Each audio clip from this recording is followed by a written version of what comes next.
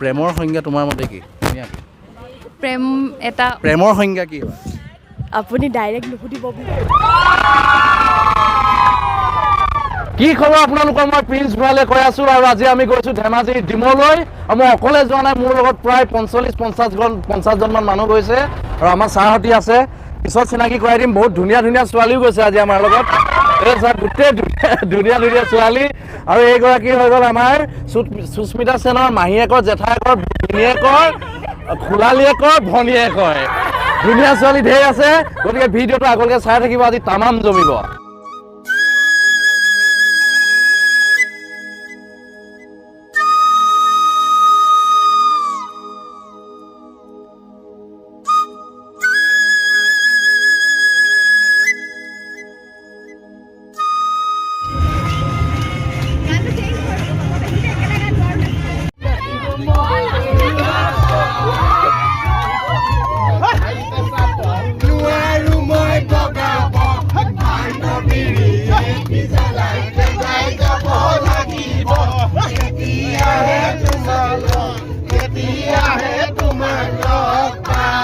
তো অৱশেষত আহি আমি পাই গ'লোঁ Dimow. This is a Dimow. আৰু চাওক ইমান ধুনীয়া জেগা, এইফালে পাহাৰ। এই জেগাটো মানে আপোনাৰ অৰুণাচল আৰু অসমৰ একদম সীমাত আছে। আমি এতিয়া বাৰু অৰুণাচলত আছোঁ। গোটেই বগৰী গছ চাৰিওফালে, ভিউটো চাওক। আৰু ইয়াতে আমি আজি এসাঁজ খাম মানে। এইয়া তেওঁলোকে ক'ত বনোৱা হ'ব খানাটো, ক'ত ৰন্ধা হ'ব, তাত চাইছে তেওঁলোকে জেগাটো। আৰু ইয়াতে আমি খাম। শিল চাওক না, কিমান শিলে এইবোৰ, গোটেই শিল। প্ৰাকৃতিক সৌন্দৰ্যবোৰ চাওক কি ধুনীয়া। এইফালে এনেকুৱা পৰিৱেশৰ মাজত আহি এটা দিন ভাল লাগে মানে, এইটোৱে কৈছোঁ আৰু। এটা হেৰি কৰিছা তাতে চাহতে এটা পোহা মাৰি পুৰা মনৰ বিয়া। লোকেল উৎপাত মানে লগৰ লগত নমতাকে খোৱা বিয়া। লোকেল উৎপাত মানে এটা হাঁহিত পিছলি যোৱা হিয়া। লোকেল উৎপাত মানে আদাটো গৈ তিনিআলিতে দিনত থাকি লঘু নেখাও, ৰাতি ভাতত মাংস। মোৰ ৰুমত জিঅৰ বাখৰ যেন মই লোকসভাত সাংসদ। লোকেল উৎপাত মানে লগৰ লগত নমতাকে খোৱা বিয়া। লোকেল উৎপাত মানে এটা হাঁহিত পিছলি যোৱা হিয়া। লোকেল উৎপাত মানে তাত বাল্টিং লৈ আহি গ'লোঁ এতিয়া পানী দিবলৈ। এইফালে এখন কি নয় জানো, খতৰা জেগা দেখোন। হা নামিবলৈ দিগদাৰ হ'ব। য়েছ, লৈ যাম আমি পানী। পূৰা চাফা আছে ন পানী? হা পূৰা চাফা, বঢ়িয়া। সেইফালে ছোৱালীবোৰ ফটো মৰা লাগি গ'ল। ছোৱালী ফটোৱে মেইন আৰু। আপোনালোকে যিখন দেখিছে এখন ৰ'পৱে আছিলে এইফালৰ পৰা এফালে যাবৰ কাৰণে, কিন্তু এতিয়া হয়তো বেয়া হৈ গ'ল, এইফালে যাব নিদিয়ে মানুহ। কিন্তু ইয়াত উঠিব পৰা হ'লে ভাল লাগিলেহেঁতেন। মই এইফালে পাছিঘাটত এনেকুৱা এখন বৰ ধুনীয়া ৰ'পৱে আছে, দুখন মানে গাঁও লগ কৰি, তাত মই এদিন যাম। সেই ভিডিঅ'টো আপোনালোকক দেখুৱাম। গতিকে যিসকলে ছাবস্ক্ৰাইব কৰা নাই ভিডিঅ'টো, এই ইউটিউব চেনেলটো ছাবস্ক্ৰাইব কৰি থৈ দিয়ক। আৰু এতিয়া আমি ইয়াত আহি গ'লোঁ, এই ঠাইডোখৰ। ইয়াত চবেই নিজৰ কামত ব্যস্ত হৈ গৈছে। আমি ডাইট চাবুৱাৰ পৰা আহিছোঁ ইয়াত এটা বিশেষ কাৰ্যসূচীৰ বাবে। এইফালে হোমেন ছাৰহঁতে কি পুৰিছে? গাহৰি পুৰি আছোঁ, এতিয়া বেঙেনা পুৰিম এতিয়া আকৌ। এইফালে মই অকণমান দেখুৱাবলৈ দিছোঁ, এই বেঙেনা পুৰিছে, গাহৰি পুৰিছে। ছাৰহঁত আছে আমাৰ, এইফালে দেৱাশীষ ছাৰ আছে। চব নিজৰ কামত ব্যস্ত। এইফালে যাম আমি, আমাৰ ছাৰ আছে। ছাৰ, আজি যিটো প্ৰগ্ৰেম এইটো, আমি ডাইট চাবুৱাৰ পৰা আহিছোঁ, কি ক'ব আপুনি গোটেই হেৰিটো? এই দৈনন্দিন যিটো প্ৰাত্যহিকতা, পাঠদান, তাৰপিছত আমাৰ প্ৰশিক্ষণ কাৰ্যসূচী চলি আছে, তাৰ মাজতে এটা দিন আমি উদযাপন কৰিব আহিছোঁ। ভাল লাগিছে। আমাৰ আহাৰ ৰান্ধি থকা হৈছে দেখিছে আপোনালোকে। আৰু আমি বিভিন্ন কাম কাজ, খেলা ধূলাও ইয়াতে হ'ব। পৰৱৰ্তী পৰ্যায়ত আপোনালোকে নিশ্চয় দেখিব পাব প্ৰিন্সৰ যোগেদি। আৰু আহক আমি এইফালে আহিবলৈ দিছোঁ, অলপ ছাৰৰ ওচৰত আহিছোঁ। আমাৰ জ্যেষ্ঠ প্ৰফেচাৰ আছে। ছাৰ, আজি আমাৰ চাবুৱা ডাইটৰ পৰা ইমান ধুনীয়া এটা কাৰ্যসূচী লৈ আহিছোঁ ইয়াত, ইমান ভাল লাগিছে প্ৰকৃতিৰ মাজত।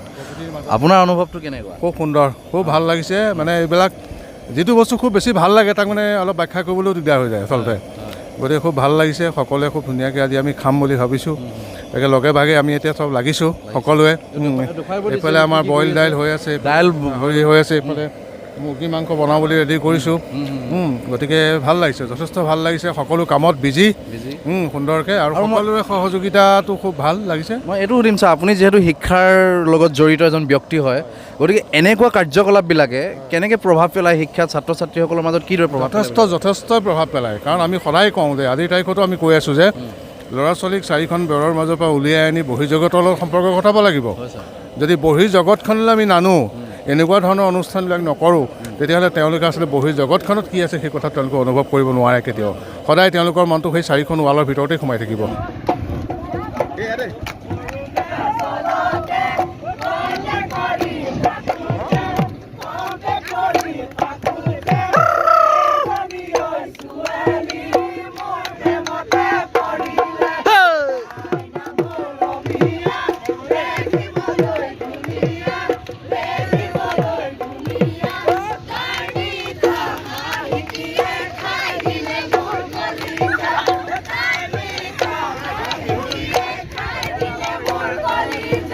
নৈটো পানী বহা নাই মুলিৰ মাতো শুনা নাই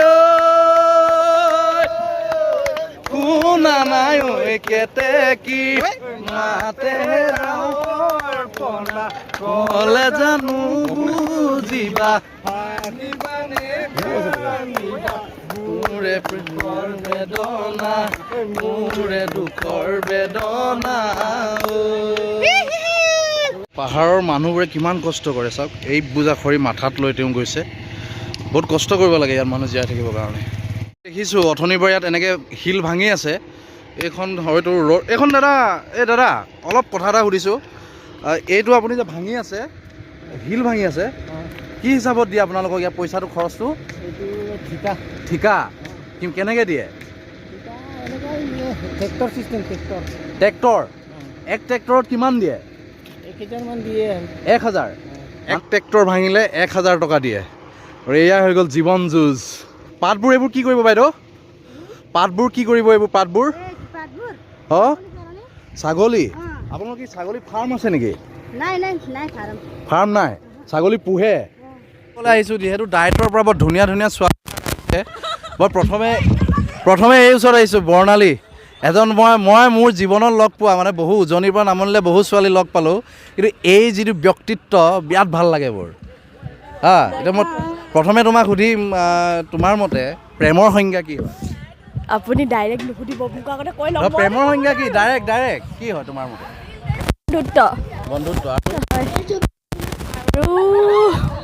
আৰু কি ক'ম প্ৰেম মানে বন্ধুত্ব সাহস হয় আৰু নাই মানে আৰু ধুনীয়া ছোৱালী আছে এইগৰাকী নামটো কি এইফালে চাই দিয়া কি নাম তোমাৰ মেঘনা তোমাৰ মতে প্ৰেমৰ সংজ্ঞা কি একদম চিম্পুলকৈ প্ৰেম মানে বন্ধুত্ব প্ৰেম মানে বুজাবুজি সেয়াই আৰু প্ৰেম এটা অনুভূতি ফিলিং আৰু কি ক'মনো আৰু তোমাৰ মতে মোৰ মতে প্ৰেমটো এতিয়া তোমাৰ অসমীয়াত প্ৰব্লেম হয় হিন্দীটো ক'ব পাৰা হা গম পাইছোঁ অসমীয়াত ইমান প্ৰব্লেম নাই বাৰু ফিলিঙে হয় মা দেউতাৰ লগত এটা আমি ফিলিং এটা শ্বেয়াৰ কৰোঁ কমন ফিলিং এটা শ্বেয়াৰ কৰোঁ যদি আমাক কাৰোবাক ভাল লাগে সেইজনেও আমাক সেইটো ফিলিংটো মানে আমি তেওঁৰ পৰা পাওঁ বা আমি তেওঁৰ লগত কৰোঁ যিটো ফিলিং এটা শ্বেয়াৰ কৰোঁ সেইটোৱে প্ৰেম হয় মানে তুমি ক'ব বিচাৰা অনুভৱেই প্ৰেম অনুভৱ প্ৰেম এটা বহুত ভাল লগা এটা বহুত ধুনীয়া যোনে কৰি পাইছে আৰু যোনে মানে একচুৱেল লাভটো পাইছে সিয়ে বুজি পাব মই বিতুপনৰ ওচৰত আহিছোঁ এটা ধুনীয়া সুঠাম যুৱক তোমাৰ মতে প্ৰেমৰ সংজ্ঞা কি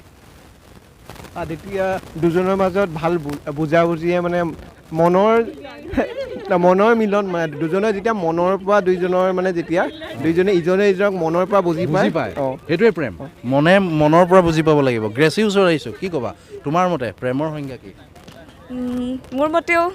মোৰ মতে ফিলিঙে হয় খালি ডিপ ফিলিং হয় আৰু ইণ্টেন্স ফিলিং এটা ইণ্টেন্স ফিলিং হয় নিভৃত কোণৰ পৰা ওলাই আহিব লাগিব এটা ইণ্টেন্স ফিলিং মানে ডিপ এফেকশ্যন আৰু ভাল লাগিলে এয়াই ডায়েটৰ গাভৰু ডেকা ল'ৰাই ক'লে প্ৰেমৰ সংজ্ঞা কি তো আপোনালোকৰ মতে প্ৰেমৰ সংজ্ঞা কি কমেণ্টছ কৰি জনাব জীৱন সম্পৰ্কে একদম আপোনাৰ ধাৰণাটো কেনেকুৱা কি মানে আপোনাৰ মতে একদম 15 ছেকেণ্ডত জীৱনটো মানে উপভোগ কৰিব লাগে সময় খুব তাকৰ জীৱনৰ গতিকে আমি দৈনন্দিন জীৱনৰ সৰু সৰু কথাবোৰ আমি আনন্দ লভিবলৈ চেষ্টা কৰিব লাগে সেই কথাবিলাকৰ পৰা সেয়াই আৰু কবি কাটি আছে এইটো চালাড এইটো চালাডৰ কাৰণে কিৰণৰ ওচৰত আহিছোঁ মই তোমাকো একেটা কথা সুধিম মই জীৱন সম্পৰ্কে তোমাৰ ধাৰণাটো কেনেকুৱা একদম চুটিকৈ জীৱনটো অতি চুটি সেইকাৰণে থকা দিনকেইটা হাঁহি ফূৰ্তি ধেমালি কৰি থাকিব লাগে জীৱনটো আমি তেতিয়াহে সুখময় কৰিব পাৰোঁ আমি এনি টাইম মানে সুখৰ পিছত দৌৰি থাকিবলৈও নহ'ব আমি সুখৰ কাৰণে আমি কাম কৰি যাব লাগিব যেনেকৈ আমি এতিয়া সুখৰ কাৰণে আহিছোঁ ইয়ালৈ অকল মানে সুখৰ কাৰণে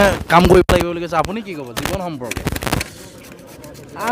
জীৱনত সুখ আৰু দুখ দুইটাই আছে আমি দুখৰ কথাটো ইমান নাভাবি সুখৰ কথা ভাবিব লাগে আৰু আমি কি পোৱা নাই সেইটো ভাবিব নালাগে আমি কি পাইছোঁ সেইখিনিতে সন্তুষ্ট থাকিব লাগে চ' মানে হোৱাট ইজ লাইফ বুলি ক'লে মই এটা ভাবোঁ যে লাইফ মানে living of art life is a living of art জীয়াই থকাটো এটা মানে জীয়াই থকাটো জীৱনটো হৈছে জীয়াই থকাৰ এটা কলা কৌশল বা আৰু সেইটোৱে কথা জীৱনটো মানে জীয়াই থকাৰ এটা কলা বুলি কৈছে তেওঁ গতিকে জীয়াই থাকিব শিকক উদযাপন কৰিব শিকক জীৱনটোক তেতিয়া বৰ সুন্দৰ হয় লোকেল উৎপাত মানে লগৰ লগত নমতাকে খোৱা বিয়া লোকেল উৎপাত মানে এটা হাঁহিত পিছলি যোৱা হিয়া লোকেল উৎপাত মানে আড্ডাটো গৈ তিনিআলিতে দিয়া তাতে চাহত এটা পোহা মাৰি পুৰা টেষ্ট কেনেকুৱা কওক ছাৰ মজা হা ভাল লাগিলে অঁ আপুনি কি খাইছে এতিয়া এতিয়া খাই আছোঁ ভাত খাই আছোঁ দাল খাই আছোঁ লগতে মানে হাঁহ মাংস হাঁহটো কেনেকুৱা হৈছে হাঁহ মাংস বিৰাট বঢ়িয়া অঁ লোকেল লাষ্ট আছে অকণমান দি দিওঁ লোকেল